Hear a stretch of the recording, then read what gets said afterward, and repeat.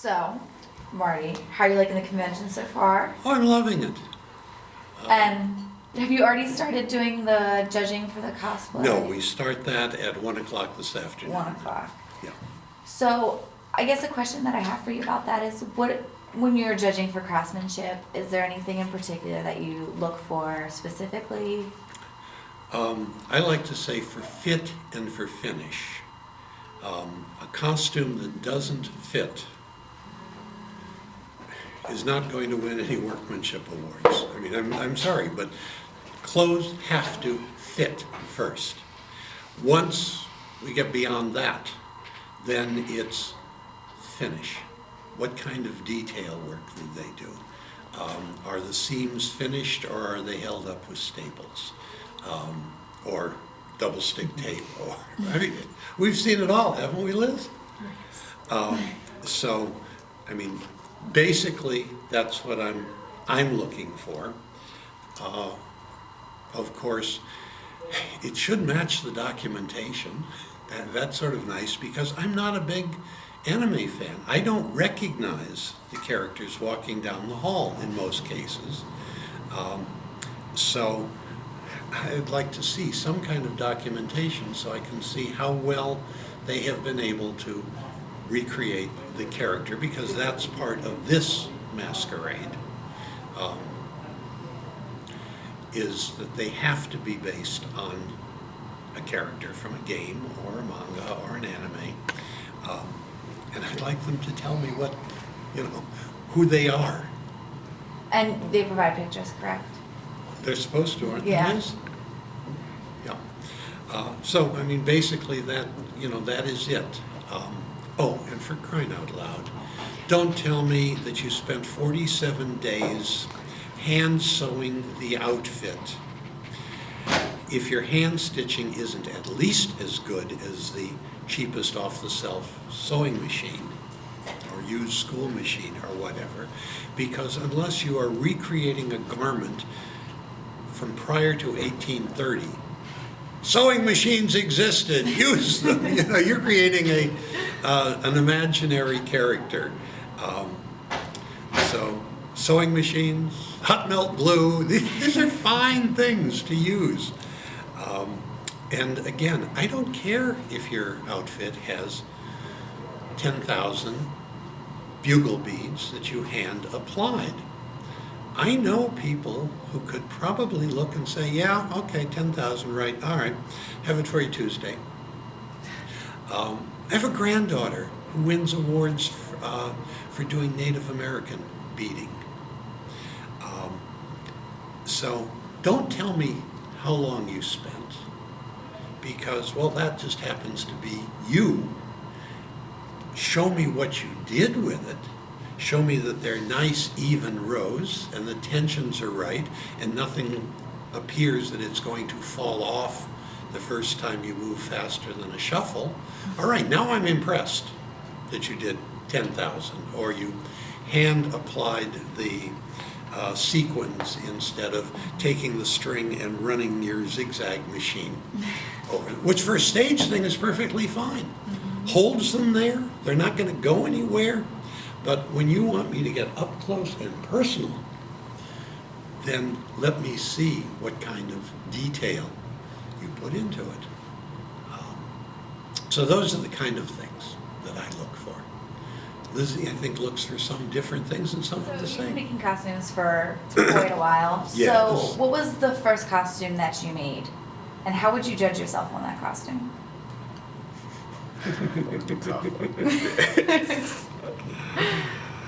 I was a teenager. I was actually trying to sort of recreate the uniform from the 1930s serial of Flash Gordon that I had.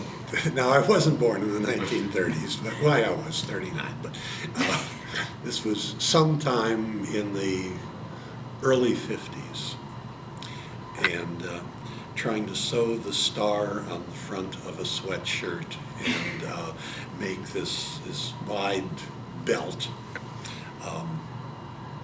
It was fun. I learned things. And my grandfather, who was a Greek tailor, saw it and told me how to use a sewing machine.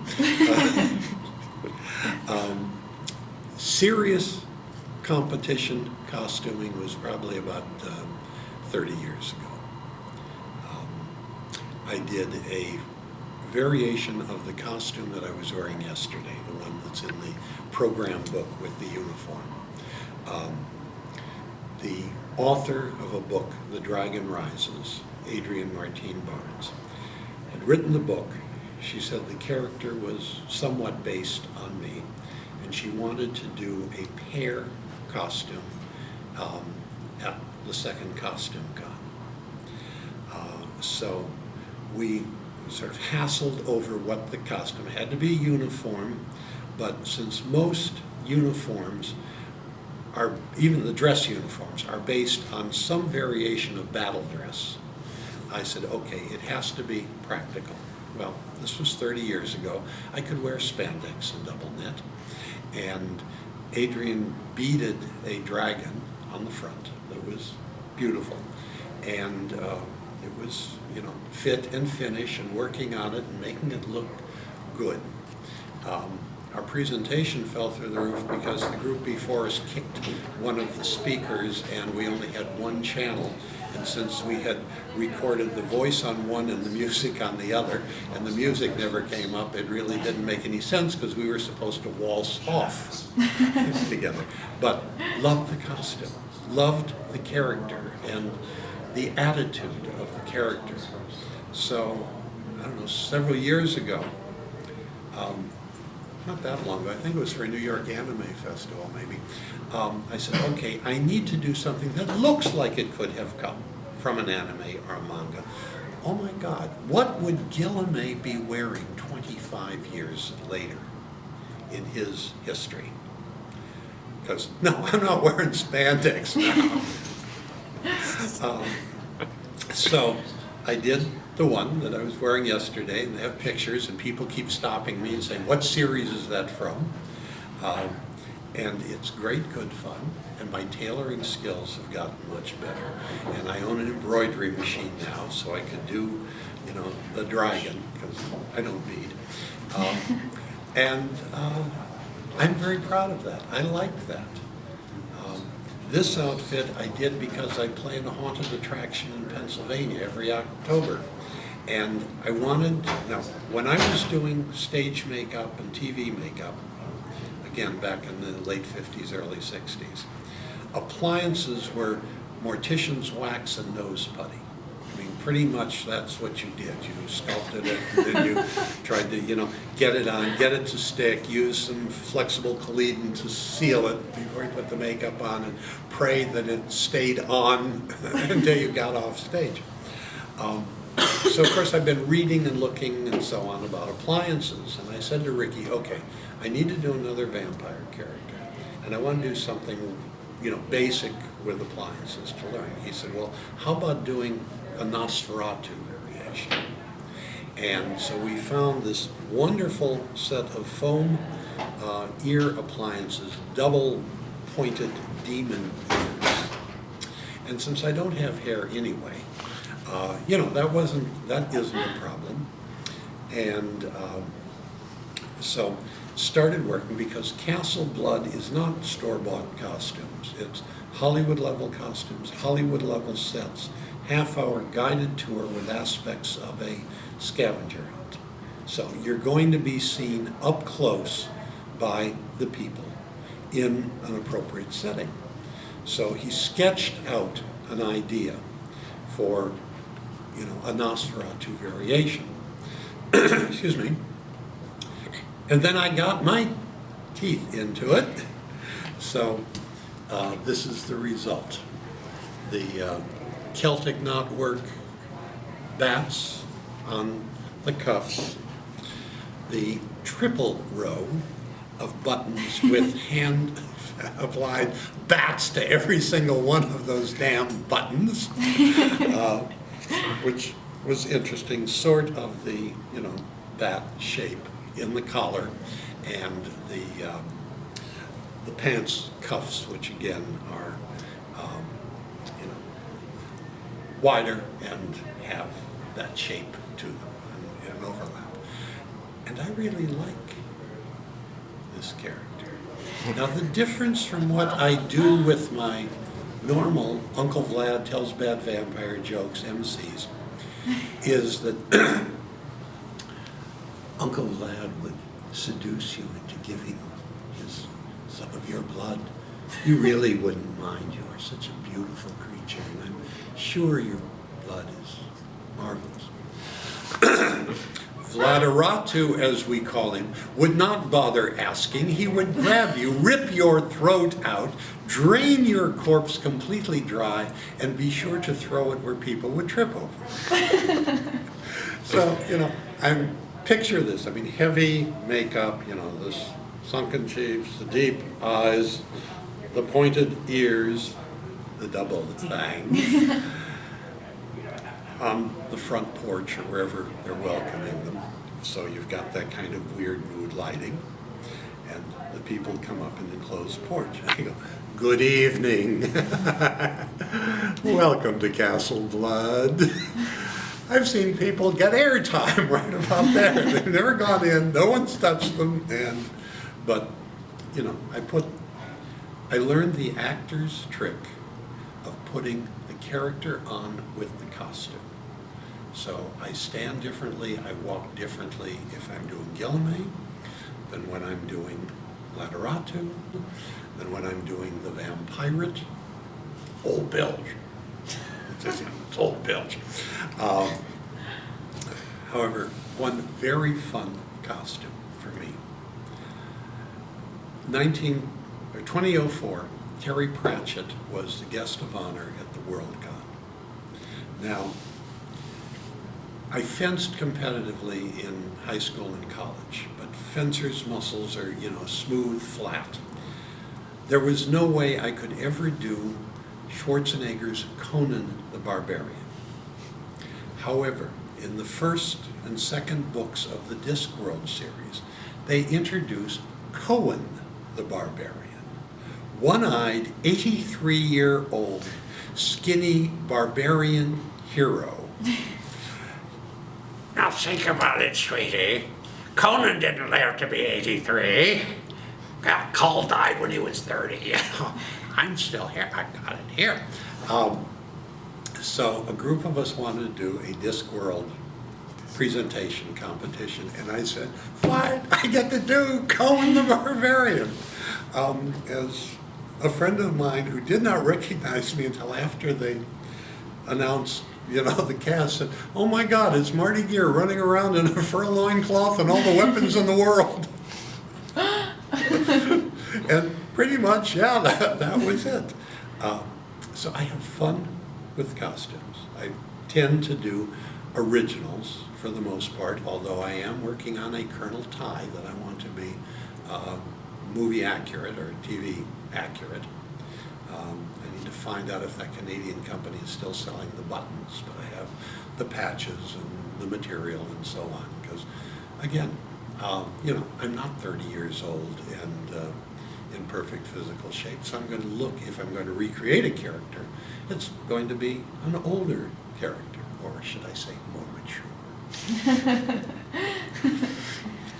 So, where else would you like to go? I actually wanted to ask you a little bit about Costume Con. Okay.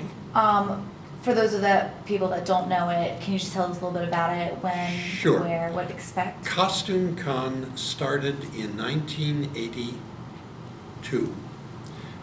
Yes, 83, excuse me, because a lot of the people running the standard science fiction conventions were embarrassed by people showing up in costume. Now, the first WorldCon, Forey Ackerman and his girlfriend came from California in costume, but we were embarrassing the Smuffs, secret masters of fandom, So, Karen Schnabelt and a group of Southern California costumers decided, okay, we want to do a convention totally for costume. Everything costume, all the time, type of thing. wasn't even called Costume Con 1, it was just Costume Con, because they thought it was going to be a one-shot. So I went out with a lady friend, with my wife's and her husband's approval, to go see this, because I was going to be running the World Science Fiction Convention Masquerade in later that year, and I wanted to be a known face to the West Coast costumers, so they would come and play in my sandbox. It was absolutely marvelous. There are 3 things that are required from any costume con. There has to be a fantasy and science fiction competition, a future fashion show with a fashion folio, and a historic competition. So Sally and I go out there, and she's changing costumes twice a day and everything. And I do one competition costume in the fantasy and science fiction based on Roger Zelazny's Jack of Shadows. And I win.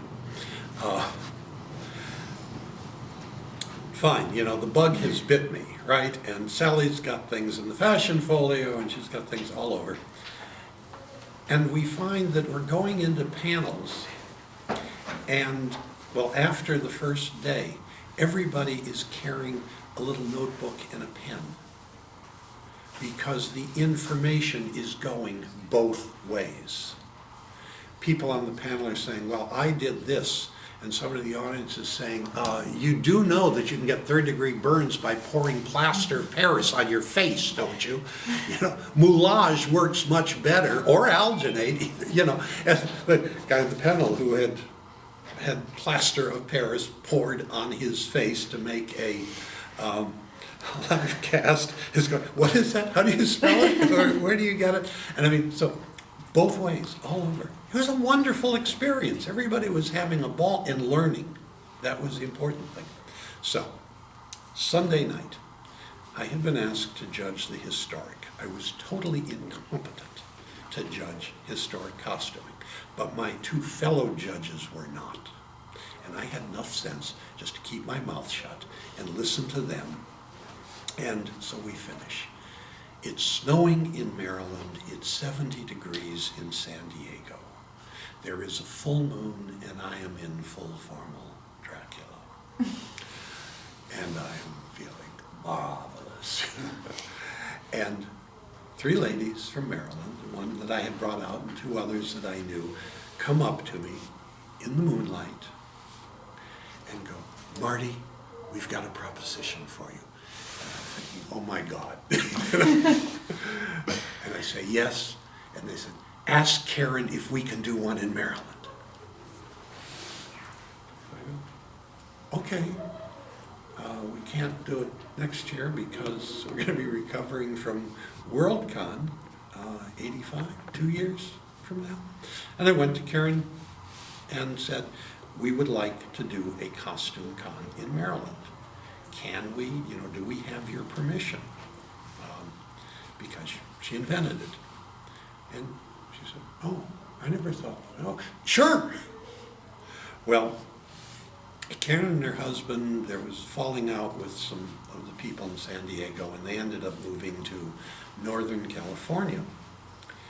And some of the people who had been involved and said, well, you know, we said Marty could do one in 85, so we've really got to do one in 84, so there's continuity. And this year we celebrated our Costume Con, our 30th anniversary. It goes all over the country and isn't in one place, depending on where you have a group that wishes to sponsor it and put it on. It's relatively small. Normally somewhere between 250 and 5, or I think the largest one was 600 and some people. But again, future fashion show, fantasy and science fiction, historic competitions, and some other things have gotten added. They're not in the demand, but they're popular. The single pattern contest, where the committee chooses a single commercial pattern, readily available. The first one was a Tibetan panel coat. You have to start with the pattern. You can go wherever you want to from that. But it has to be recognizable that here's where you started with the simplicity or the folkwares or whatever. First year they did it, oh my God, my wife and I were totally blown away. One woman had done it all in a rust suede, made it an evening coat that she could have gone to an embassy ball or a Hollywood party, and I mean, perfectly tailored and flowing and gorgeous. Another one had quilted and embroidered it to within an inch of its life, and all sorts of things in between. So that one became popular enough for people who don't draft their own patterns, that they can start with a commercial pattern, but then make it theirs. Pretty generally now, the single pattern contest is part of the Friday night meet and greet. So, as I was explaining in some of the panels, if all you want to do is create one anime character that you really like, then Costume Con is probably not for you. And that's perfectly fine. I mean, nobody says it has to be for everybody, but if you want to learn about new materials, if you want to learn how to improve your skills in some areas, if you want to see some of the best non-professional costumers in the country showing off their wares, and you want to know that whatever you do will be appreciated for the level of effort and so on that you put into it, oh hell, that's the place to be, because it's all costume for an entire weekend. It is usually in May, because it was set up originally so that it would not compete with WorldCon. And the WorldCon was, you know, the 1st of September. It was traditionally Memorial Day, which DragonCon has now taken over and owns. So it had to be at least 4 months or 5 months before the WorldCon. So it is usually in May someplace. It's also, they've tried holding it earlier, and then weather has gotten in the way. The one next year will be in Denver. The one the following year will be in Toronto, Ontario, with many of the people who do Anime North on the bid committee and running it. And it's just I think it's an absolutely neat, wonderful convention for people who like costuming. And you go and you learn new things. I mean, there was the one in Maryland, I did a whole hands-on panel on how to make dental appliances. Somebody else was doing one on dyeing, tie-dyeing, not. And we go full out, as far as the budget will allow, to provide a level of tech that, no. Does it compare with this? No, we don't have 2,000, 3,000 people running around, but we do the most money can buy. On the one I co-chaired, the largest single item in our budget was for tech. One, I wanted to show the rest of the country how it should be done. So, you know, we had a cyc, we had backlighting, and we had lower lighting, and we had 4 spotlights, and 2 TV scaffolds, and a stage that my techs had worked with to make sure that it was absolutely flat, everything was tied together, clamped together, chained, leveled, shimmed, whatever, and then covered with marley, a non-skid dance surface. And people came in and went, oh wow, you know, oh, this is what a stage should be. Nobody else has gotten quite that good, but then I don't think anybody else has lost money. I didn't care. The idea was we wanted to make them look as good as they possibly could. And I had 35 people doing tech who volunteered, who came in on their own nickel, fed themselves, rented the hotel rooms, I did not charge them a fee. You know, even the Concom paid at least a supporting membership. The techs did not, because I knew they were gonna be working with 4 shows in 3 days. They were gonna be working their butts off, and I wasn't going to ask them to pay for that privilege. And a couple of very talented costumers, and in fact, a former WorldCon winner and his wife were just going to come to the con and showed up and said, oh, well, let us help. They paid full price membership and were staying, and they were there working tech. So it's that kind of thing where people help each other, learn from each other, and hopefully have a really good time. So it's gone, as they say, all over the country, but next year Denver, year after that Canada. I don't believe I think the one following that will be awarded in Denver. Thank you so much.